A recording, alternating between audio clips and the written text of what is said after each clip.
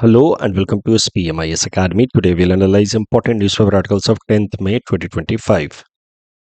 Please note you can download the PDF version of today's newspaper analysis by clicking the link given in the comment section.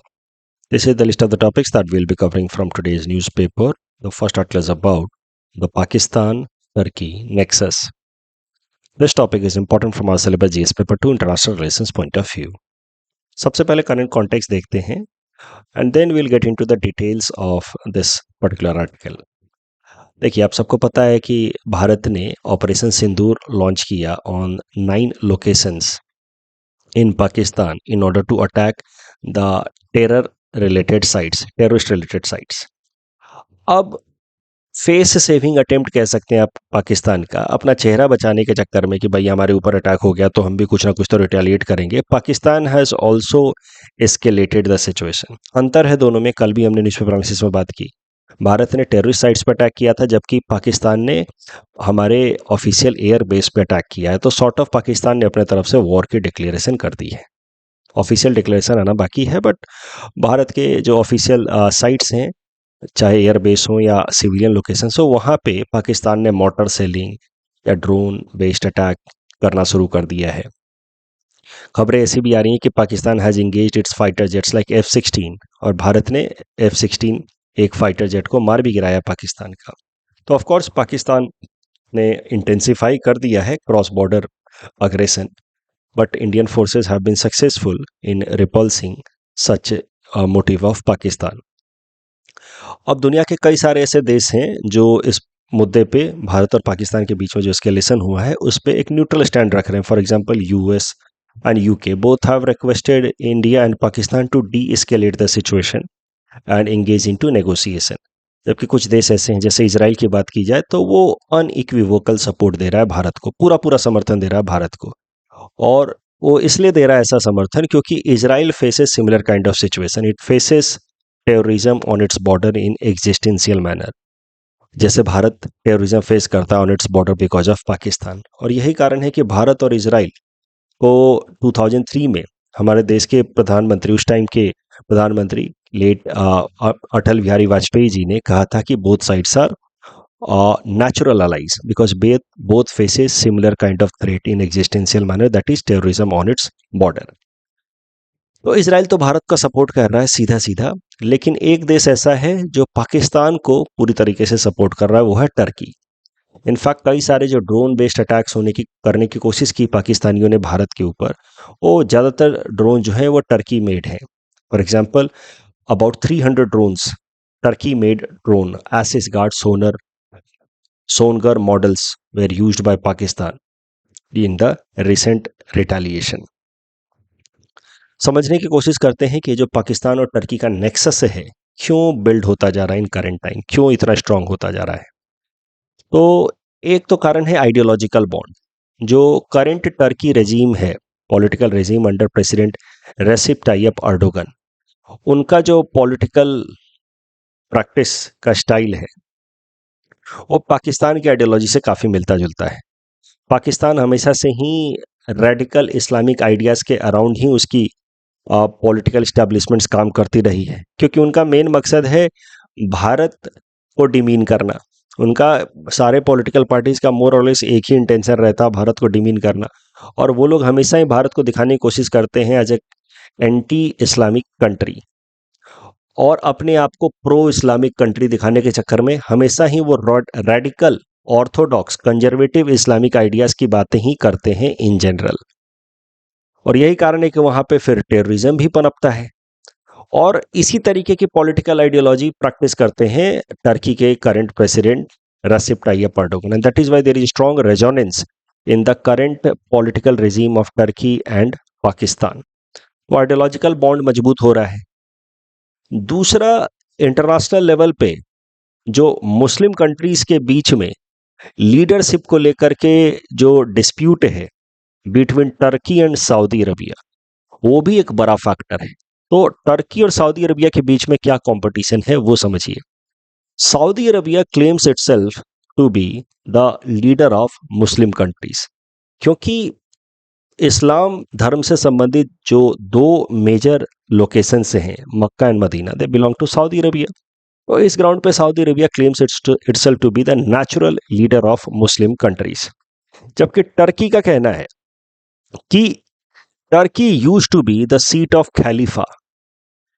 Khalifa was considered as leader of all the Muslim kingdoms across the world या Muslim countries across the world till 1920s। आपको Indian history में पढ़ाया गया होगा खिलाफत movement Bharat में start हुआ था because the caliphate system was ended after World War one by Britishers. जब खैलिफेट सिस्टम खत्म कर दिया गया था ट्रीटी ऑफ सेवरेज के बाद, जो ऑटोमन एम्पायर है उसको ब्रेक कर दिया गया था, डिसमेंबर कर दिया गया था। तो उसके प्रोटेस्ट में भारत में खिलाफत मूवमेंट स्टार्ट हुआ था, जिसको फिर महात्मा गांधी ने नॉन कॉपरेशन मूवमेंट के साथ जोड़ दिया था in order to promote Hindu Muslim unity. I hope you are able to recall it. तो पॉइंट इज कि Turkey once use to be, लगभग 100 साल पहले तक Turkey use to be seat of खलीफा, was leader of all the Muslim countries across the world. तो उस ground पे खलीफा का सीट हुआ करता था टर्की का भी। उस ग्राउंड पे Turkey claims itself to be the true leader of the Muslim countries across the world. और ये कारण है कि टर्की और सऊदी अरबिया के बीच में कंपटीशन चलता है और सऊदी अरबिया भारत को सपोर्ट करता रहा है। पिछले 5-6 सालों में लगातार सऊदी अरबिया ने भारत को सपोर्ट किया है ऑन कश्मीर इशू। उसके पीछे अमेरिका फैक्टर हो सकता है, क्योंकि America and Saudi Arabia are good allies and America these days is moving away, tilting away from Pakistan. क्योंकि जब से पाकिस्तान के अंदर ओसामा बिन लादेन पकड़ा गया, तब से अमेरिका ने पाकिस्तान पे भरोसा करना बंद कर दिया। तब से धीरे धीरे America is tilting away from Pakistan. तो नेचुरल सी बात है कि अमेरिका और सऊदी अरबिया अच्छे एलाइज हैं। उसके पीछे ईरान फैक्टर है, क्योंकि ईरान और अमेरिका हॉस्टाइल नेशंस हैं और Saudi Arabia and Iran hostile nations हैं। I hope you are able to understand the equations. तो अब अमेरिका और सऊदी अरबिया अच्छे दोस्त हैं, they are allies, and America is tilting away from Pakistan, so naturally Saudi Arabia is also tilting away from Pakistan, and that is perhaps the reason why in last 7-8 years Saudi Arabia has shown great support to India on almost every issues, especially issues including Pakistan, mainly on Kashmir issue. जैसे जब भारत ने special status of Jammu and Kashmir को ख़त्म किया, article 370 को D operationalise किया, तो उस पे ओआईसी प्लेटफॉर्म पे भारत के इमेज को ख़राब करने की कोशिश की पाकिस्तान और टर्की ने। लेकिन सऊदी अरबिया और यूएई जैसे देशों ने भारत को खूब सपोर्ट दिखाया। तो अब सऊदी अरबिया चूंकि भारत को सपोर्ट कर रहा है, तो नेचुरल सी बात है कि Turkey which has developed hostility with Saudi Arabia will support Pakistan. और ये कारण है कि टर्की और पाकिस्तान का एक्सेस मजबूत होता जा रहा है। दुनिया के कुछ ही ऐसे देश हैं जो पाकिस्तान के साथ खड़े हैं, उसमें से टर्की है, उसके अलावा ऑफ कोर्स चाइना है एंड देन अजरबैजान। ये 3 ही देश है, आप मान सकते हैं। और भी एक कारण है पाकिस्तान और टर्की के नेक्सस के स्ट्रांग होने का, वो है डिफेंस कोऑपरेशन। तो इकोनॉमिक फैक्टर या डिफेंस फैक्टर आप मान सकते हैं, क्योंकि Turkey has emerge Pakistan second largest arms supplier after China. तो टर्की का इकोनॉमिक इंटरेस्ट भी है पाकिस्तान को सपोर्ट करने में, आर्म्स एम्यूनेशंस बेचता रहा है।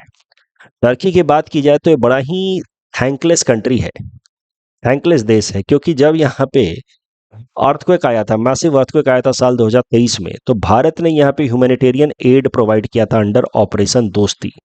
लेकिन टर्की ये सब कुछ भूल गया और पाकिस्तान को अभी भी सपोर्ट कर रहा है उसके इविल नापाक इरादों में।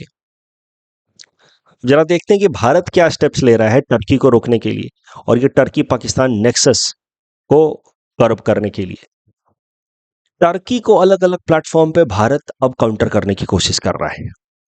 उसके लिए सबसे पहला स्टेप हमने, one of the most important step लिया है कि हमने ग्रीस को सपोर्ट करना शुरू कर दिया ऑन सिप्रस इशू। अब ये सिप्रस का क्या मामला है, थोड़ा वो समझते हैं। देखिए, सिप्रस एक छोटा सा आइलैंड है in the eastern Mediterranean sea. Cyprus used to be British territory, लेकिन इसको 1960 में ब्रिटिशर्स ने इंडिपेंडेंट कर दिया।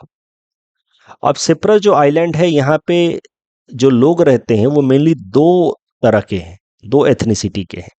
नदर्न साइड में जो लोग रहते हैं वो टर्किश एथनिसिटी के हैं, टर्किश लैंग्वेज बोलते हैं। और सदर्न साइड में जो लोग हैं वो ग्रीक एथनिसिटी के हैं, ग्रीक लैंग्वेज बोलते हैं। तो उनके बीच में आपस में डिफरेंसेस रहते हैं। टर्की हमेशा से चाहता था कि सिप्रस को वो अपना एक आइलैंड बना ले, अपने देश का हिस्सा बना ले। 1960 में जब सिप्रस आज़ाद हुआ ब्रिटिश डोमिनेंस से, तो उसके 14 साल बाद ही 1974 में टर्की इन्वेडेड सिप्रस और उसके नदर्न पार्ट को काफ़ी सारे हिस्से को टर्की ने अक्वायर कर लिया।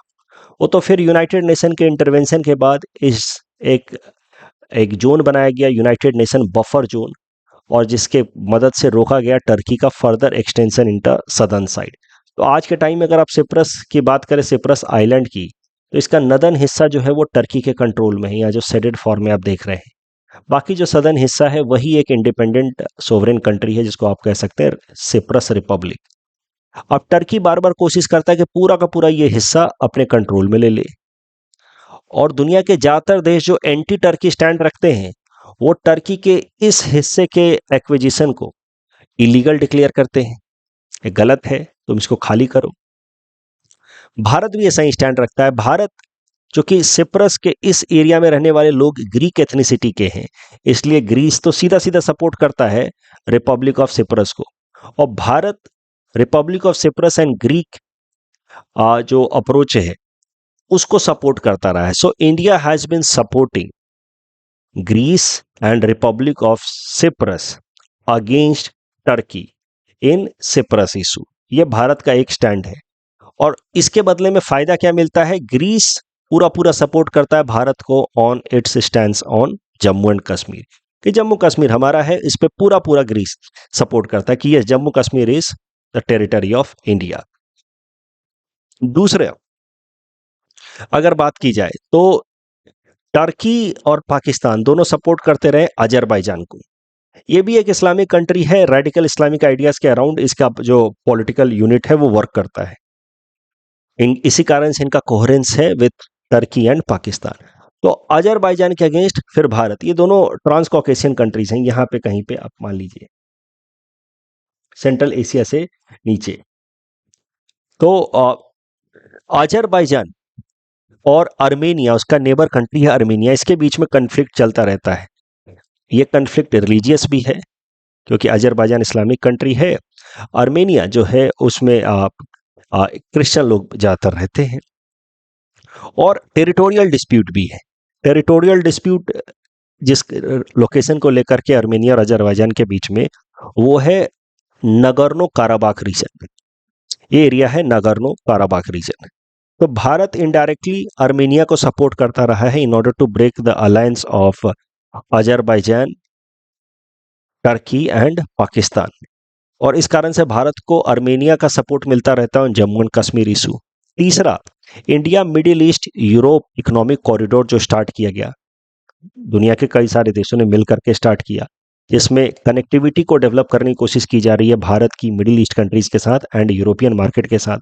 उसमें दुनिया के कई सारे देश मेंबर हैं, उसमें मेन जैसे भारत एक मेंबर है, यूएई है, सऊदी अरबिया है, उसके अलावा इजराइल है, और यूरोपियन कंट्रीज तो है ही हैं, जॉर्डन भी है। लेकिन इसमें भारत के ही इंसिस्टेंस पे टर्की को साइडलाइन कर दिया गया है। अब टर्की अपने आप को आज तक कई सौ सालों से क्लेम करता रहा है कि it is a bridge between Asia and Europe. Turkey claims itself as a historical bridge between Asia and Europe. और जब एक नया टाइम में इंफ्रास्ट्रक्चर बिल्ड की जा रही है बिटवीन एशिया एंड यूरोप, जिसका नाम है IMEC, तो उसमें टर्की को साइडलाइन कर दिया गया, of course on insistence of India. तो नेचुरल सी बात है कि टर्की को नाराजगी होगी। ये सब तरीके हैं भारत के टर्की को बैलेंस करने के। टर्की ने अपना खुद का IMEC का काउंटर पार्ट डेवलप किया है, जिसका नाम रखा है इराक डेवलपमेंट रोड, जिसकी मदद से Turkey trying to develop connectivity with European countries, but there are not many subscribers of this project Iraq development road. ज़्यादातर देश जो हैं, जो इस रीजन में बिलोंग करते हैं, they are willing to be participant in IMEC। तो ये भारत की तरफ से अप्रोच है to counter Turkey, Pakistan and Azerbaijan nexus. इस टॉपिक के बेसिस पे ये प्रीलिम्स प्रैक्टिस क्वेश्चन है. Please attempt this question and submit the answer in the comment section. Next topic is about India's air defense system.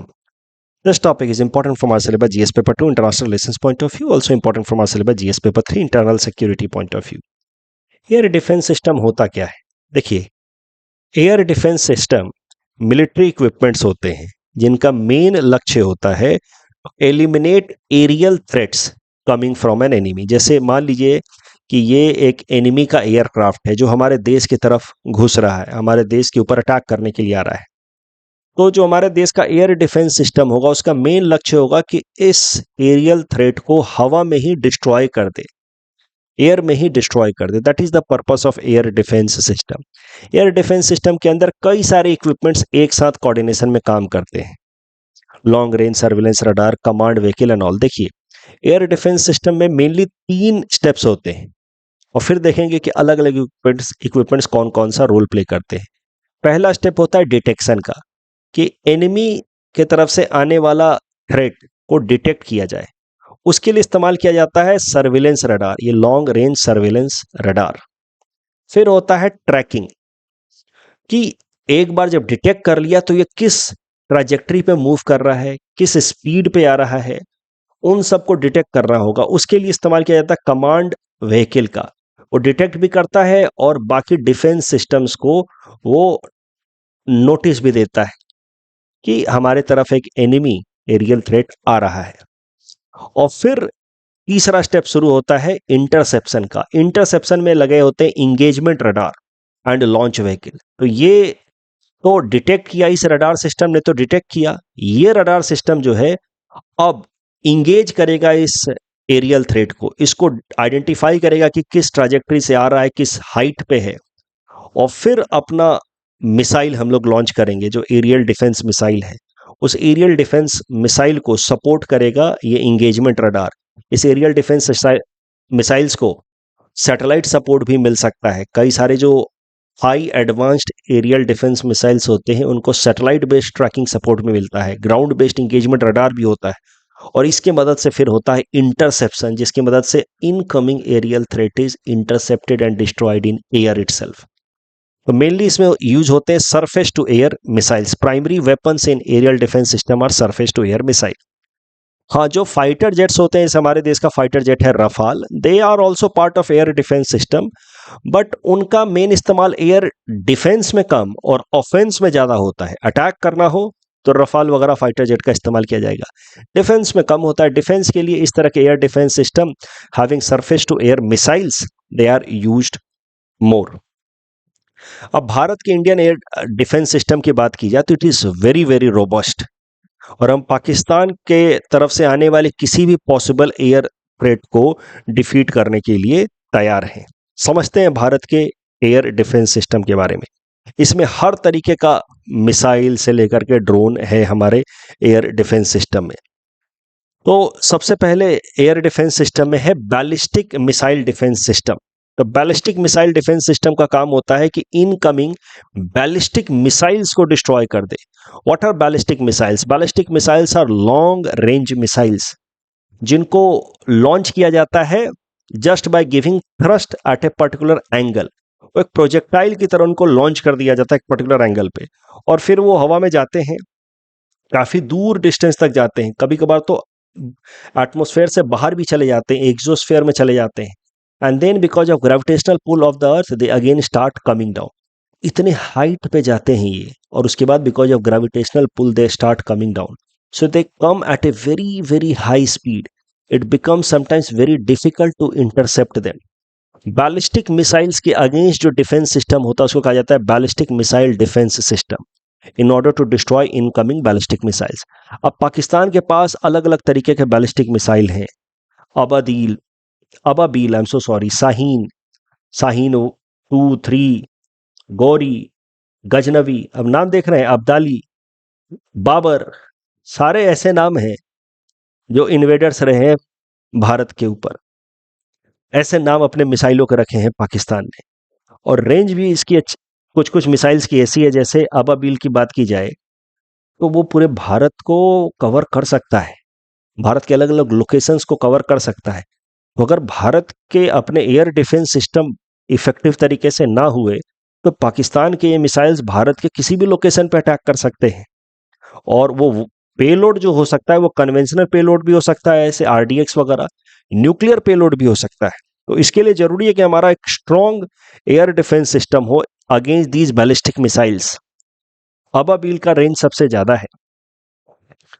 तो अब इन strong ballistic missiles के against जो हमारा एयर डिफेंस सिस्टम है, ballistic missile defence system Ababeel and Shaheen 3 both have very long range. अब ये जो missiles हैं, बैलिस्टिक मिसाइल सिस्टम्स हैं पाकिस्तान के, इनके अगेंस्ट भारत का है ballistic missile defence system which can destroy incoming ballistic missile. और हमारा जो बैलिस्टिक मिसाइल डिफेंस सिस्टम है वो 2 लेयर में है। एक है एक्सोस्फेयर में मिसाइल्स को डिस्ट्रॉय करने के लिए, दूसरा है एंडोस्फेयर में with in the atmosphere missiles को डिस्ट्रॉय करने में। एक्सोस्फेयर में मिसाइल को डिस्ट्रॉय करने के लिए we are having PAD, Prithvi air defence. It can destroy incoming ballistic missile outside earth's atmosphere only, exoatmospheric interceptor इसको कहते हैं। और दूसरा है ad, advanced air defence. It is used for endoatmospheric interceptor. It can destroy any incoming ballistic missile within earth's atmosphere only. उसके अलावा हमारे पास लॉन्ग रेंज मिसाइल सिस्टम है। लॉन्ग रेंज मिसाइल सिस्टम है हमारे पास S-400 air defence system. S-400 air defence system हमने मंगाया है रसिया से, 5 यूनिट मंगाए हमने रसिया से। ये है long range air defence system. इसका नाम S-400 इसलिए है क्योंकि ये 400 के डिस्टेंस तक एनिमी को हिट कर सकता है और डिस्ट्रॉय कर सकता है। और 5 यूनिट हमने मंगाए हैं रसिया से और इसको हमने एक एस्टैब्लिश किया है mainly on India Pakistan and India China border. S-400 air defence system इतना एडवांस्ड है कि वो जो इस तरीके के जो बाकी एयर डिफेंस सिस्टम है जैसे थर्ड सिस्टम ऑफ अमेरिका, उससे भी ज़्यादा पावरफुल है। और S-400 एयर डिफेंस सिस्टम, इसको हम लोग S-400 ट्राइम्फ मिसाइल भी कहते हैं, ये इतना इफेक्टिव है कि इसी कारण से इसको हम लोगों ने नाम दिया है सुदर्शन चक्र। S-400 एयर डिफेंस सिस्टम से रिलेटेड एक स्लाइड यहाँ पे थी जो अनफॉर्चुनेटली यहाँ पे डिलीट हो गई है आई थिंक, उसको मैं ऐड कर दूंगा इन द फाइनल PDF। तो S-400 एयर डिफेंस सिस्टम वैसे हमने पहले तो 1945 में देखा ही है, रसिया से हमने इंपोर्ट किया है 5 unit.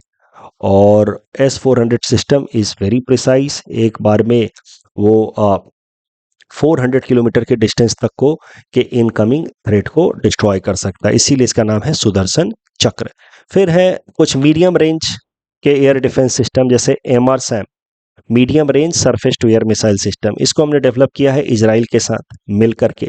बराकेट MRSAM medium range surface to air missile system, again it has been developed in association with Israel, can cover a range of 70 kilometer. Then we are having short range some air defense system like Akash, Spider, S-25 Pechora.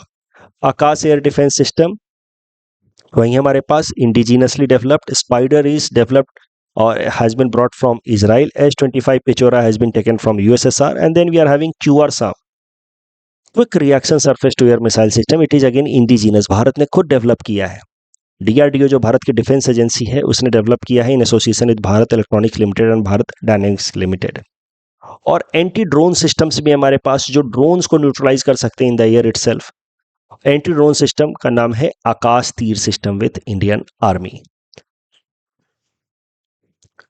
Project कुसा लेकर के आई है भारत सरकार। भारत सरकार की defence manufacturing company DRDO का लक्ष्य है कि बाय 2028-29 S-400 जैसे ट्राइम्फ मिसाइल सिस्टम भारत में डेवलप हो और भारत का जो एयर डिफेंस सिस्टम हो वो इजराइल जैसा मजबूत हो जाए। इजराइल का जो एयर डिफेंस सिस्टम है जिसको हम लोग कहते हैं iron dome system, it is considered to be the most sophisticated system across the world.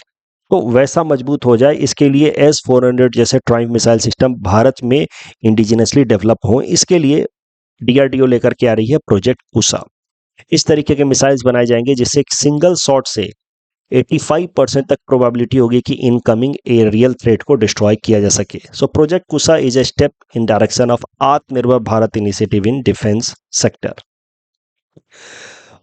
जो एक पेज मैं यहाँ पे ऐड करूँगा, I had already added that but somehow that is missing here, there I will be talking about, जैसे आप देखिए I have talked about ballistic missile defence system number one, and then I had to talk about long range system. Long range system में हमारे पास long range air defence system में we mainly have S-400 Triumf missile, जिसके बारे में मैंने आपको बताया कि ये दुनिया के जो भी इसके सिमिलर तरीके के एयर डिफेंस सिस्टम, जैसे थर्ड सिस्टम ऑफ अमेरिका, उससे सुपीरियर है ये in its precision and ability to destroy aerial threat in one go, इसीलिए उसका नाम दिया गया है सुदर्शन चक्र।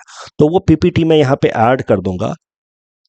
अब थर्ड, जिसके बारे में मैंने आपको बताया, उसके बेसिस पे प्रीलिम्स में प्रश्न पूछा था यूपीएससी ने 2018 में, और S-400 एयर डिफेंस सिस्टम पे यूपीएससी ने मेंस में प्रश्न पूछा था 2021 में। तो S-400 एयर डिफेंस सिस्टम के बारे में जब मैं पीपीटी ऐड कर दूंगा, पीडीएफ ऐड कर दूंगा, तो वहां से देख करके उसके टेक्निकलिटीज के बेसिस पे आप इस क्वेश्चन को अटेम्प्ट कर सकते हैं। Next topic is about India abstains from IMF vote aimed at giving more funds to Pakistan. Important from our syllabus, again GS paper 2 international relations point of view. तो IMF के अंदर दो main facilities होते हैं या fund होते हैं जिसकी मदद से किसी भी कंट्री को जो इकोनॉमिक लेवल पे स्ट्रगल कर रहा है उसकी मदद की जा सके। पहला है extended fund facility, EFF। EFF के अंतर्गत उन देशों की मदद की जाती है जो कुछ serious long term economic problem से जूझ रहे हैं। Economic problems like low economic growth, high debt या परसिस्टेंट इन्फ्लेशन फेस कर रहे हैं, ऐसे देशों की मदद की जाती है अंडर दिस फंड जिसका नाम है EFF, extended fund facility. But extended fund facility के अंतर्गत जिन देशों को लोन दिया जाता है, of course they have to be member country of IMF and they should be going through this long term economic challenge. उनको जब फंड दिया जाता है तो कई सारे कंडीशंस भी इम्पोज किए जाते हैं। दैट इज वाई EFF के अंतर्गत जो भी बेल आउट पैकेज लाया जाता है, सपोर्ट करने का पैकेज लाया जाता है, उसको कहा जाता है conditional bail out package.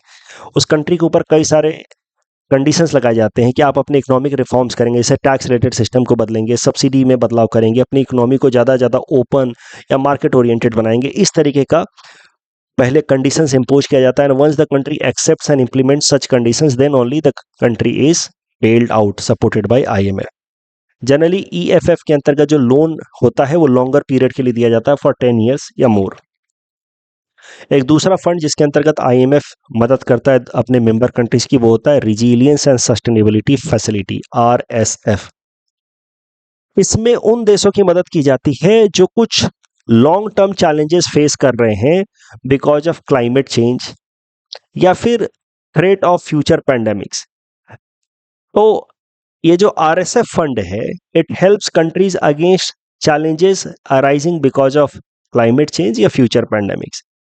So the goal here in this RSF is to enable a country to deal with the long-term challenges and make it resilient to the upcoming challenges due to arising climate change threats and pandemic threats. तो focus area यहाँ का RSF का अलग है। ध्यान देने वाली बात है, प्रीलिम्स में पूछा जाएगा EFF इकोनॉमिक चैलेंजेस से जूझने वाले देश के लिए EFF का इस्तेमाल किया जाता है, और क्लाइमेट चेंज थ्रेट या ग्रीन ट्रांजिशन में मदद करने के लिए, हेल्थ प्रिपेयर्डनेस डेवलप करने के लिए अगेंस्ट फ्यूचर पैंडेमिक, इसके लिए मदद की जाती है अंडर RSF।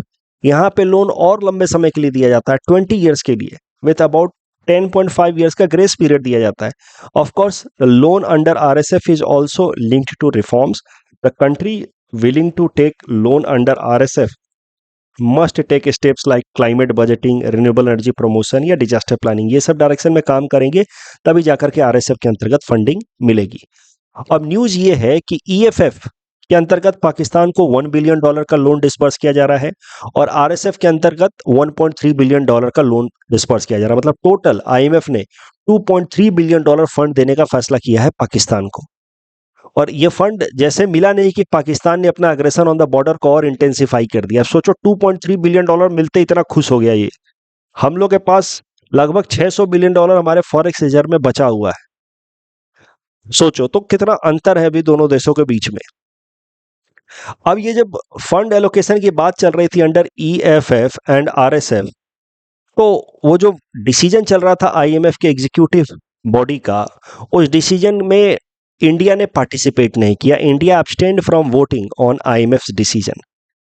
इंडिया ने क्यों एब्सटेन किया? इंडिया ने 3 कारण बिल्ली बताए जिस कारण से उसने आईएमएफ के इस फैसले में पार्टिसिपेट नहीं किया। एक तो कहा पाकिस्तान का पुअर ट्रैक रिकॉर्ड, वो पैसा लेगा लेकिन ये जो कंडीशंस हैं कि इकोनॉमिक रिफॉर्म्स किए जाए या फिर रिन्यूएबल एनर्जी प्रमोशन किया जाए, बजटिंग की जाए ईएफएफ के अंतर्गत या आरएसएफ के अंतर्गत, वो फुलफिल नहीं करेगा। उसका पास्ट ट्रैक रिकॉर्ड भी खराब है।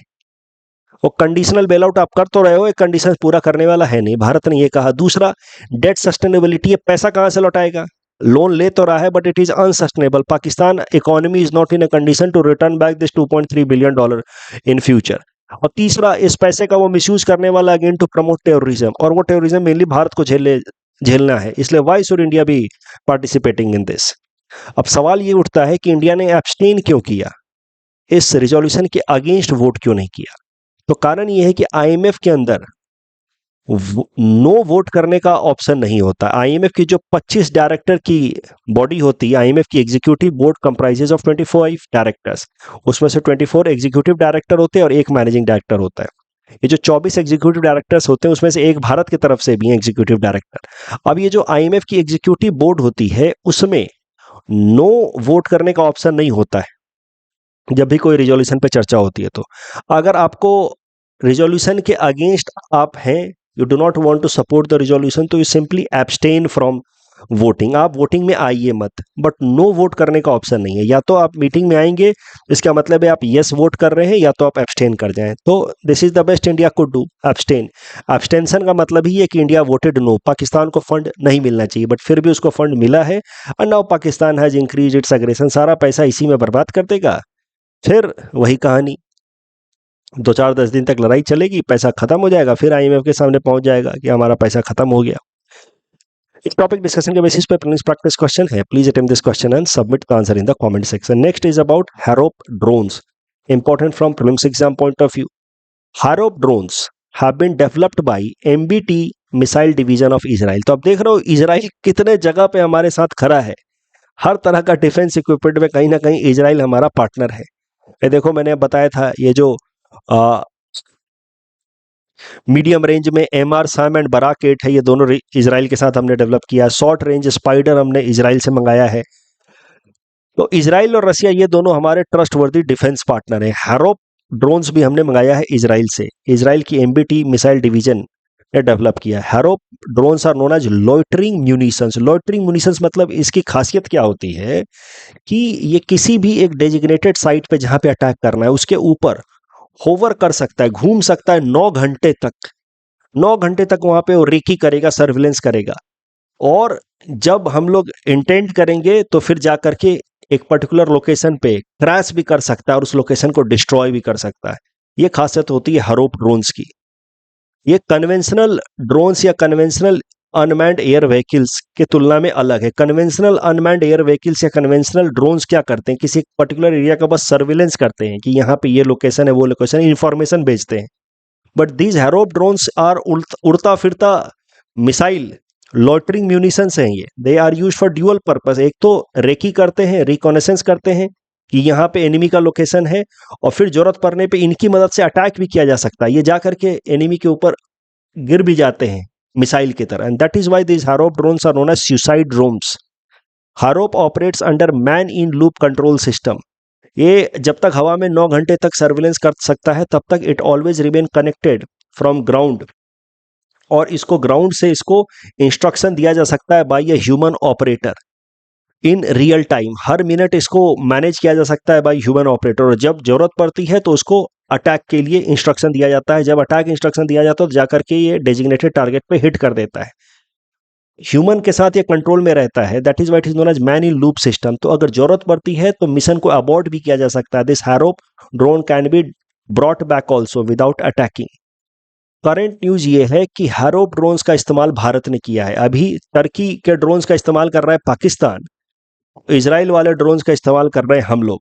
राइट, टर्की के ड्रोन्स का मैंने बताया था ना, ये वाले drones Turkey made Asisguard Songar model drones. तो इजरायली ड्रोन्स का इस्तेमाल कर रहे हैं हम, ये हैरोप ड्रोन्स का। और इसकी मदद से पाकिस्तान के कुछ एक लोकेशंस पे ऑपरेशन सिंदूर तो फर्दर एक्सटेंड हो गया, सिर्फ 7 मई के बाद अब आगे पाकिस्तान ने उसको एस्केलेट कर दिया। तो we have done some precision strike under operation Sindoor 2.0 on air defence system in Pakistan. और पाकिस्तान की कुछ कुछ जगहों का एयर डिफेंस सिस्टम, ऐसी खबरें हैं कि हमने डिस्ट्रॉय कर दिया है। तो वो एरिया जो है पाकिस्तान का डिफेंसलेस हो चुका है। इस टॉपिक डिस्कशन के बेसिस पे प्रीलिम्स प्रैक्टिस क्वेश्चन है। Please attempt this question and submit the answer in the comment section. Next topic is about Leo 14 the new Pope, important from prelims exam point of view.